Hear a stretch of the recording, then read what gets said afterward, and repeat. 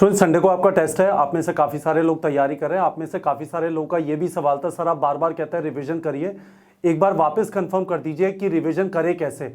इस वाले संडे के टेस्ट में आपके 20 चैप्टर्स आ रहे हैं और 20 चैप्टर का मैंने आपको कहा है 15 से 20 घंटे का रिविजन करना है। चलिए एक बार 20 घंटा मान लेते हैं। तो 20 घंटे में रिवाइज कैसे करें ये मैं चीज़ आपको इस वाले वीडियो में समझाऊंगा, एंड तक देखिए। और कुछ चीज़ें मैं आपको बताना चाहता हूँ। ये एक ही चीज़ मैं बार बार क्यों बोलता रहता हूँ, क्योंकि तैयारी के 5 ही स्टेप्स हैं और उन्हीं स्टेप्स को रिपीट करना है। वो स्टेप्स ही मैं आपको बताऊंगा। पर पहली चीज़ आप ये समझ लीजिए कि कॉन्फिडेंस, ठीक है, is the most important thing to crack NEET. यदि आपको खुद के ऊपर विश्वास है आपका सिलेक्शन हो जाएगा, ठीक है।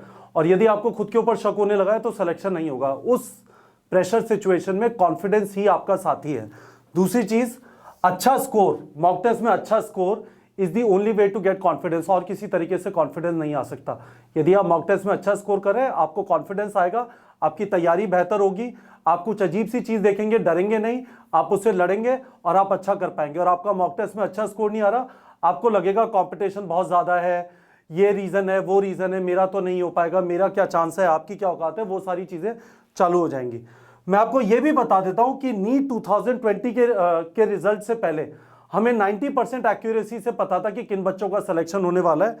इन दो चीजों को देख के आपको पता है हमारे यहां से 1100 स्टूडेंट्स का एमबीबीएस सीट मिली गवर्नमेंट मेडिकल कॉलेजेस में, ठीक है। हम बस कुछ नहीं करते थे, देखते थे कितने क्वेश्चन लोग प्रैक्टिस करें और उसका करेक्ट परसेंटेज क्या है और उनका मॉक टेस्ट स्कोर क्या था, ठीक है। इस चीज से हमें पता लग जाता था। अब एक एक करके चलते हैं आराम से और मैं आपको बता देता हूं क्या वो 5 चीजें हैं जिनको आपको बार बार रिपीट करना है। मैंने पहले भी बताया और मैं बार बार बताता रहूंगा क्योंकि यही 5 चीजें और कुछ नहीं है, कोई स्ट्रैटेजी वगैरह कुछ नहीं है, ठीक है। और उसके बाद रिवीजन कैसे करते हैं वो आपको बता दूंगा। ये हमारी 5 स्टेप्स है। पहली स्टेप आपको सिलेबस खत्म करना है, ठीक है। दूसरी स्टेप आपको 15 से 20 घंटे का रिवीजन करना है। ये जो दूसरी स्टेप है ये आपको याद रखने के लिए है। आपने बहुत सारी चीजें पढ़ी, ठीक है, पर अब रिस्क ये है कि एग्जाम में जाके बैठे आपने मॉक टेस्ट लिखना चालू किया और भूल गए। तो ये वाली चीज याद रखने के लिए है। इस 15 से 20 घंटे का इन्वेस्टमेंट का पर्पस सिर्फ इतना सा है कि आपने जो भी सिलेबस कंप्लीट किया, आपने वीडियो देखे, नोट्स लिया, एनसीईआरटी पढ़ी, क्वेश्चन प्रैक्टिस किया, अब आप भूल ना जाए तो उसके लिए 20 घंटे डालते हैं। उसके बाद तीसरा स्टेप हमारा मॉक टेस्ट है। चौथा स्टेप हम पोस्टमार्टम करते हैं। मॉक टेस्ट के बाद देखते हैं क्या गलतियां हुई, समझने की कोशिश करते हैं क्या ये गलतियां मुझे बता रही है कि ये सिली मिस्टेक थी या मेरा कॉन्सेप्ट गोल है। तो आपके वीक एरिया आइडेंटिफाई होते हैं। और 5वां स्टेप, अगले मॉक टेस्ट से पहले आप उन वीक एरियाज को फिक्स कर लेते हैं। यही 5 स्टेप आपको बार बार करनी है। You have to do them again and again and again and again and again. यदि आप इस तरीके से तैयारी करते हैं तो ऐसा नहीं है कि आपको एक जगह तक सिलेबस खत्म करना है और उसके बाद रिवीजन करना है। आप इन स्टेप्स को ध्यान से देखिए तो आपको यह भी समझ में आएगा कि आपका सिलेबस कंप्लीशन भी चल रहा है ना, और साथ में आपका रिवीजन भी चल रहा है। जो आपको डर लगता है कि 96 चैप्टर से आगे बढ़ता जा रहा हूं, पीछे भूलता जा रहा हूं, वो प्रॉब्लम नहीं होगी। तो ये 5 स्टेप आपको बार बार रिवाइज करनी है, 2-2 हफ्ते 3-3 हफ्ते की साइकिल में, है ना। अब क्या करें रिवीजन के अंदर, तो मैंने यहां पे लिखा है what you should do and not do in revision, ठीक है। जो आपको चीजें करनी है, आपको अपने नोट्स देखना है। मैंने आपसे कहा था वीडियो देखते हुए नोट्स लेना है। ये नोट्स आपको रिवीजन के टाइम पे काम आएंगे। आपको वापस सारे वीडियो नहीं देखने, आपको वापस सारे वीडियो नहीं देखने, ठीक है, टाइम नहीं है। बताता हूं इसका लॉजिक क्या है।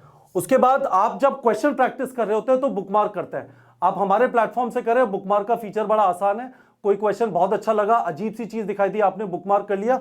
ये बुकमार्क आपको रिवीजन के टाइम पे हेल्प करते हैं। क्वेश्चंस और अपने फ्लैश कार्ड के भी बुकमार्क किए थे, ठीक है। तो आपको एक जगह पे सारी चीजें मिल जाती है। ये बुकमार्क किया था, चलो इन क्वेश्चंस को वापस प्रैक्टिस कर लेता हूं, चलो इन फ्लैश कार्ड्स को वापस अटेम्प्ट कर लेता हूं। और तीसरी चीज हमने आपको माइंड मैप दिए हुए फिजिक्स और फिजिकल केमिस्ट्री के फॉर्मूले याद रखने के लिए, ठीक है। बुकमार्क की जगह आपको वापस एनसीईआरटी नहीं पढ़नी और वापस सारे सवाल नहीं लगाने। क्यों मैं बोल रहा हूं ये नहीं हो सकता, क्योंकि ये सारी चीजें आप 20 घंटे में 20 चैप्टर नहीं कर सकते।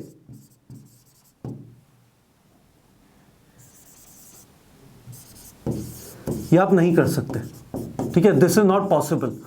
आपको जो कोशिश करनी है वो ये है कि ये जो चीजें मैंने लिखी हैं, हमने बोला 20 चैप्टर 20 घंटे 1 आवर पर चैप्टर में करके देखिए, आदत डालिए इसकी, क्योंकि अभी तो 20 चैप्टर है, उसके बाद 11th फुल सिलेबस होगा, फिर 12th फुल सिलेबस होगा। 11th फुल सिलेबस का मतलब अब आपको 50 चैप्टर करने होंगे, 12th फुल सिलेबस का मतलब 46 चैप्टर रिवाइज करने होंगे, और जब आप फुल सिलेबस देना चालू करेंगे पूरे 96 चैप्टर रिवाइज करने हैं।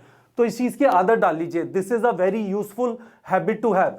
कम टाइम में चीजें क्विकली रिवाइज कैसे करते हैं, इस तरह से नहीं होगी रिवाइज। आप देख सकते हैं सारी चीजें आप 1 घंटे में पूरे चैप्टर की नहीं कर सकते हैं, पर ये सारी चीजें 1 घंटे में पूरे चैप्टर की कर सकते हैं, और इसकी आदत डालिए। तो मैंने आपको क्या क्या बता दिया, मैंने आपको बता दिया ये वाली चीजें हैं, आप ये कर चुके हैं, अब ये करना है इस वाले मॉक टेस्ट के लिए। यदि आपका नहीं हुआ, मेरी बात समझ लीजिए, रिवीजन का मतलब ये नहीं है कि आपने ये जंप कर दिया। यदि आपने ये नहीं किया तो रिवीजन करने का कोई मतलब नहीं है। ये स्टेप्स ऐसी के ऐसे फॉलो होंगी, इसके बाद ये, फिर ये, फिर ये, और फिर ये। ठीक है, होपफुली आप लोग को समझ में आ गया होगा। मैं वापस आपको बोल रहा हूं, यही 5 चीजें हैं जो मैंने 5 चीजें लिखी हैं, यही 5 चीजें, और इनको आपको बार बार करना है, बार बार करना है। ठीक है, अपने दिमाग में फिगर आउट कर लीजिए। यही आपका सेल्फ लर्निंग प्रोसेस भी, आपको और कुछ जानकारी और कोई स्ट्रैटेजी और कोई प्लान और कोई टाइम टेबल की जरूरत नहीं है। आप इस तरह से अपनी तैयारी ऑर्गेनाइज कर लेंगे और चीजें पकड़ में आना चालू हो जाएंगी।